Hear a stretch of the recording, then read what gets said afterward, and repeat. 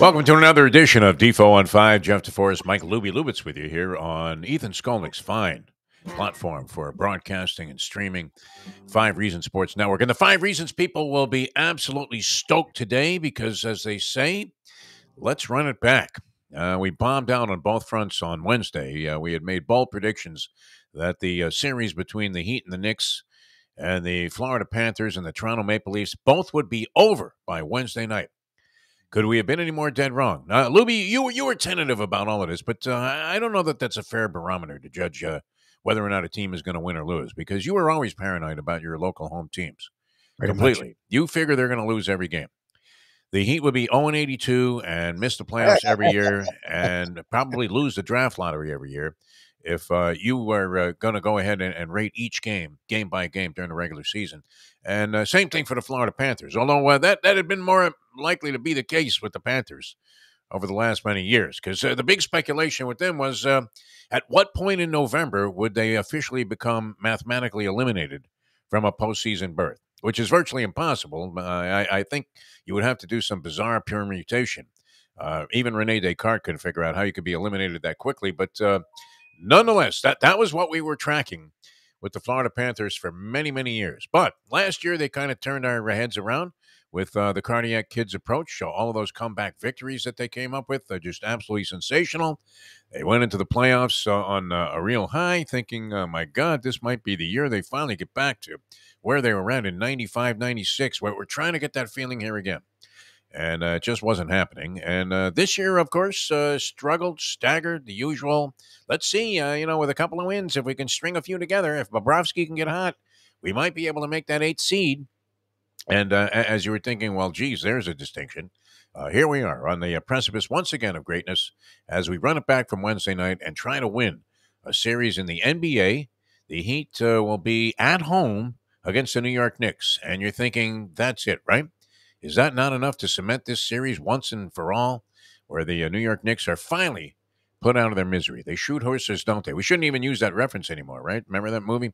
They shoot horses, don't they? It was about marathon dancers being put out of their misery. But, yeah, I mean, after the stuff that went on at Churchill, probably a very weak reference at this stage, especially from a big horse racing fan like me. And later on today, you can catch us, Lubie and I.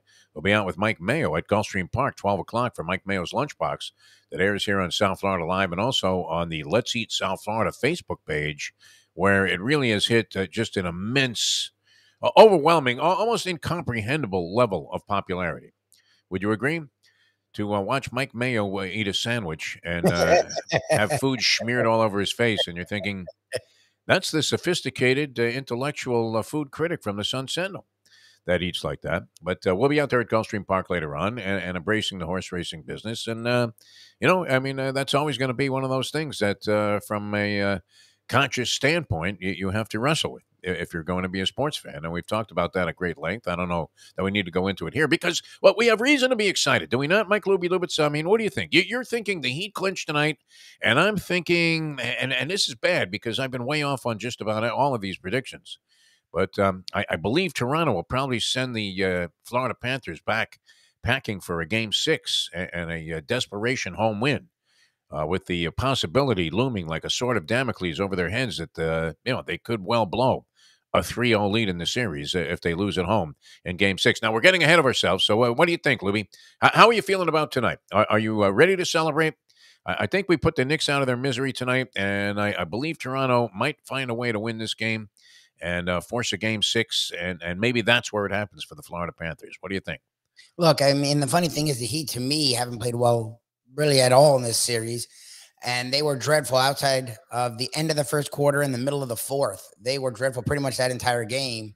And with 2 minutes left, they were down by 2. So that if you are a Knicks fan, again, like Game 2, look, you're happy you got the win. You're happy you continued. But if you're a Heat fan, you really shouldn't be that let down by that game. Especially when you saw Butler. I don't know if it's the ankle. I don't know if it's what I've said in the past where Butler just, when they're in a good position, sort of pulls back and lets his team take the reins.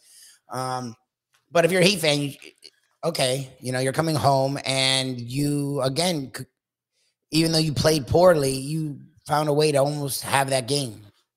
Oh, mine's doing the thing yours is doing now. Oh, that's interesting. What happened?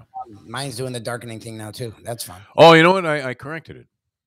Okay. I did. I had to go into the settings there and shut the sleep thing off. It was putting the thing to sleep every 3 minutes. So I don't know how that came about. I think the cleaning ladies mess with my computer I system just there. did it now. Yeah. I mean, I'll go time without using It's a little frightening, right? I mean, you go off the screen here. I mean, this is a whole new thing, a whole new level of technology. We used to just worry about being on the air or not. Now you have to worry about video, audio, this, that, lighting, So, all of these different things. so I look. If I'm just logically looking at the series, the way the series has gone, even with the Knicks winning those 2 games, the Heat have sort of controlled this series no matter what. Yeah. You would think the way it's been, the Heat should win this game. Like the Heat should win game. No matter what happens, they'll be at home. On top of that, role players like Martin and Vincent and Love, who have struggled, usually play much better at home.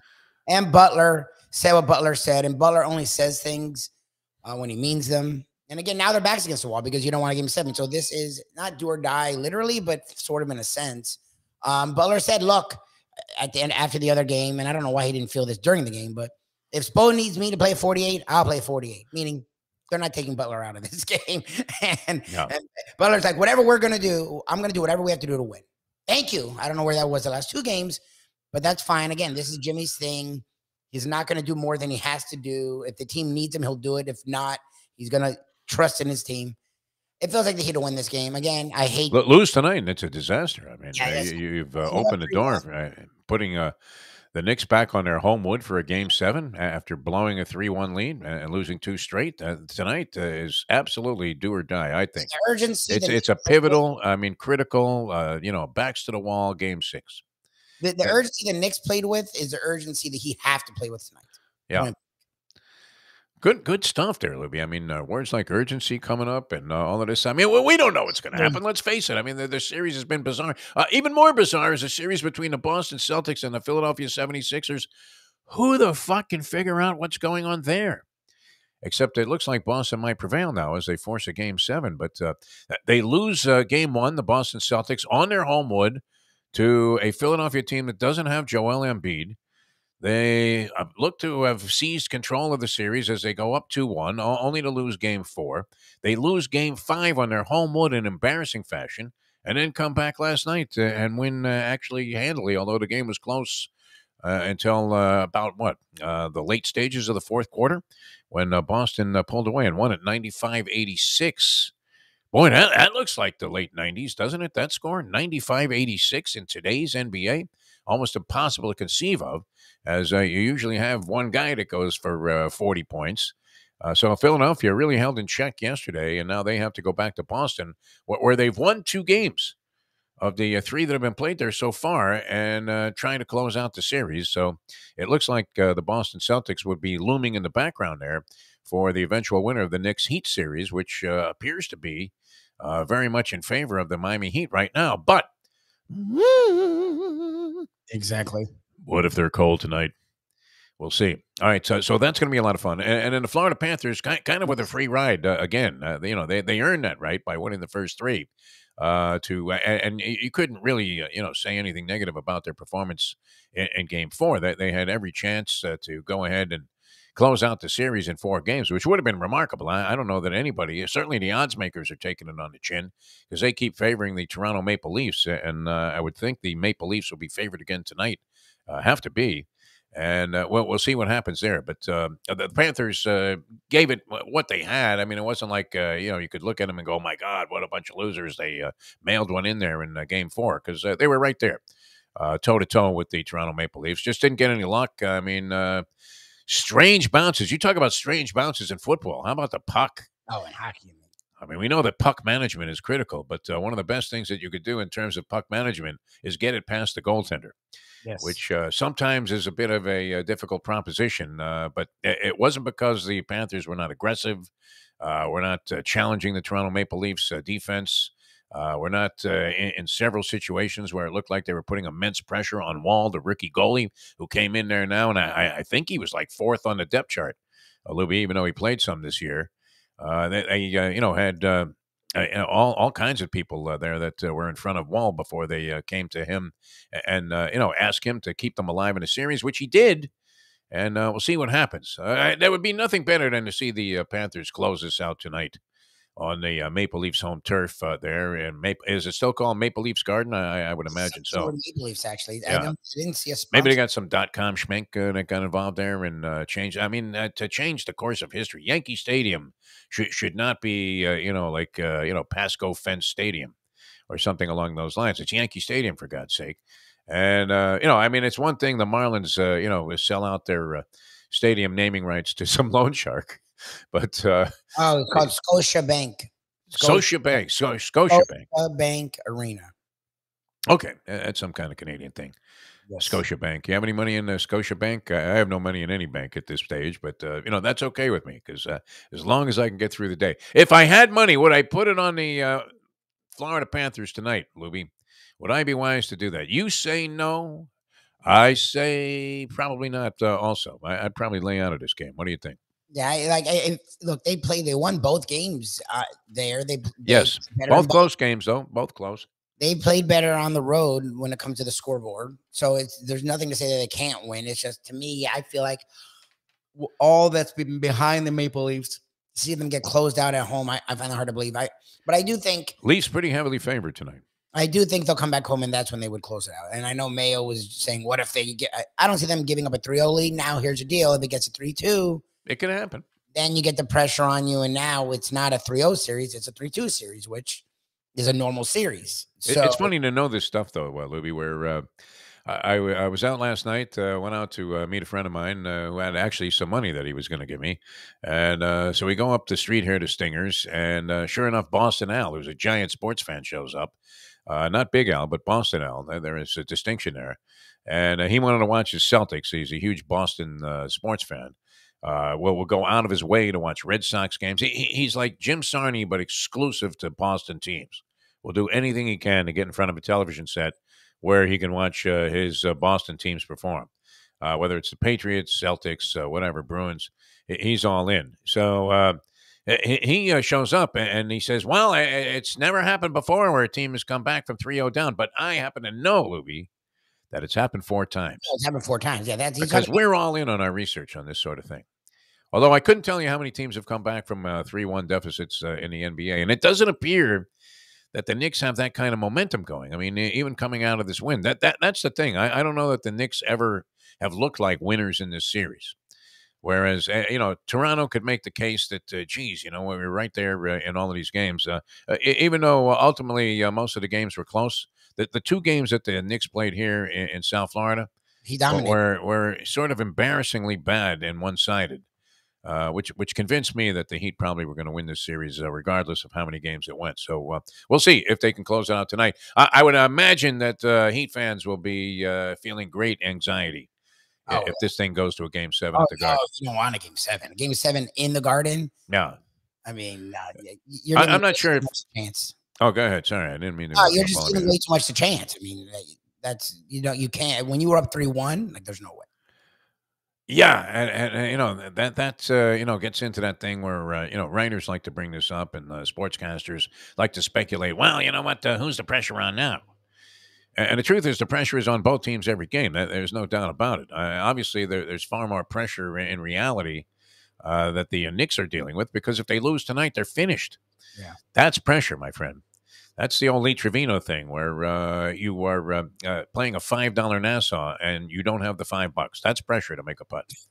And we'll see what happens. But I think, I don't know, we're kind of blasé about this. I mean, most people are assuming that the Miami Heat, favored by 4.5, I think, over the New York Knicks tonight, will close this out at home. And, a distinct possibility the Panthers prevail in Toronto as they have in the first couple of games. But even more likely, at least in the opinion of most, including the odds makers who have installed the Maple Leafs, you have to lay 175 to win 100 on the Maple Leafs. Would you even consider that for a second in a hockey game? Lay 175 to win 100. So if you wanted to make $200 in this game, you have to risk 350, Lubie. Yeah, that seems like a very, very weak proposition, especially in the NHL where road teams have been prevailing like they were at home. So we'll see what happens. But we run it back tonight. This is Biden-Trump. Take 2, my friends. We've had that happen, right? I remember, I would imagine many times it's happened to you, Lubie, in your radio career where you recorded a perfect spot just before the show for one of your fine sponsors, and then you realize you forgot to turn the mic on. Whether, and that's what we're doing. We're running it back. This is take 2 tonight. After Wednesday, unfortunately, we fell on both fronts, flat on our face. A pratfall, Jerry Lewis time, lady, and we were calling for the check. Very, late in the Heat Knicks game, and it did get kind of tense there for Toronto and the Florida Panthers at 2-1, and the Panthers are putting pressure on. So hardly a game where you look at it and say, my God, are we in trouble now? So we'll see. Can we fight off the ropes today and win both of those games? That'll be the agenda. Elsewhere, too, I mean, Boston now has a Game 7 coming up with Philadelphia, and Denver closed out the Phoenix Suns. That was an annihilation, 125. Yeah, what was happening? Suns were down like 30 early in that game. Booker left without talking to media. I didn't watch any of it. I don't know what I thought it was going to be a game. I thought the Nuggets would nothing. I thought the Suns would win, and then it would go 7 back to Denver. What the hell was that? They shoved all in with a full house. The Phoenix Suns this year traded. What was significant from whatever depth they had on the team, and acquired Kevin Durant. Probably seemingly a good move, but it's wait till next year. I like when those moves work, but I also like, I don't know, is it devilish to like when they backfire even more, especially when it's not your team? Yes, 100%. You're stuck, like trying to rebuild around 2 superstars. And what do they do with DeAndre Ayton? Wow. He's literally useless every playoffs now, and they now don't have a bench, which was their calling card. They had a lot of depth, and now they don't. Good luck. All right, Carolina's waiting in the wings for the winner of the Panthers series. Carolina. And they're going to Carolina. They look pretty good. They won in overtime last night over New Jersey. New Jersey gave it a real tough battle. These teams, they go out on their sword, do they not? These NHL teams. You don't see teams whimper their way out of the playoffs. The Devils, we're a good team during the course of the season. They don't get a lot of attention because they're really, not even the redheaded stepchild. They're beyond Prince Harry, these guys. Which he is like a redheaded stepchild, right? Didn't Prince Charles, now King Charles, imply that, hey, you may not even be my son, you redheaded freak? I don't remember hearing that. But you haven't heard that theory? No? No. Anyway, the Devils, the third, what's lower than the redheaded stepchild? Bald-headed stepchild? I don't know. Would you rather have red hair or be bald, Lubie? What do you think? I'd rather have red hair. They're behind the Islanders. Really? The Devils have had a lot more success over the last 30 years. Yeah, Devils have been okay. I don't know why. It seems like they get third consideration in the New York metropolitan area there. But they lose, so they're out of the playoffs. And Carolina wins at 3-2 in overtime. And then, they'll wait in the wings now for the winner of the Toronto Florida Panthers series. And will be a very tough assignment for whomever comes out of that. We're assuming it's going to be the Panthers. Let's hope it's tonight. All right, we have the Degenerate Friday edition of the Defo Show coming up on South Florida Live. You can check that out, and that should be a lot of fun. A professor will join us with the big board. That's a big hit. I think it's probably, it's among the best segments that you'll find in any streaming venue. The professor with the big board. I don't know how he does it every week, but he manages to come up with something spectacular week in and week out. And then later on, Mike Mayo from the Mike Mayo Lunchbox fame, talking sports, although he's very reluctant to do it, except on the food show.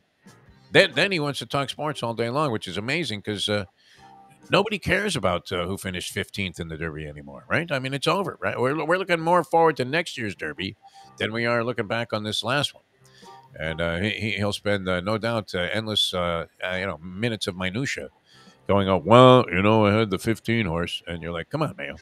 Nobody cares about that anymore. But hopefully we'll snap him out of that and get him focused on the Preakness and today's, session at Gulfstream Park. And maybe, I don't know, he's very wishy-washy in his predictions, is he not?